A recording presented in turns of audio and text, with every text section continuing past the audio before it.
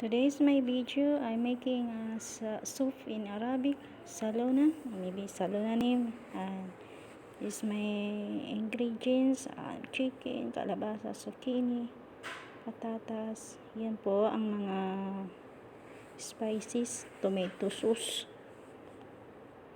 Then yan, ginisa ko na yung sibuyas at saka bell pepper pala yan. Mamaya ilalagay ko po yung kamatis at bawang na blend ko.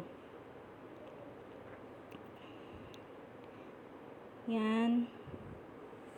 Mix lang. Gisa lang po. Gisa ko lang po yan. Then mamaya nandyan na po yung chicken.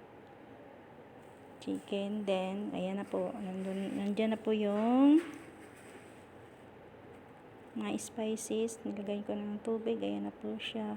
Then nilagay ko na siya ng parsley. Yan, kumukulo na po siya. Then mamaya, yan, luto na. Ayan na po siya. Yun. Ayan na po siya. Ayan, may finished cook.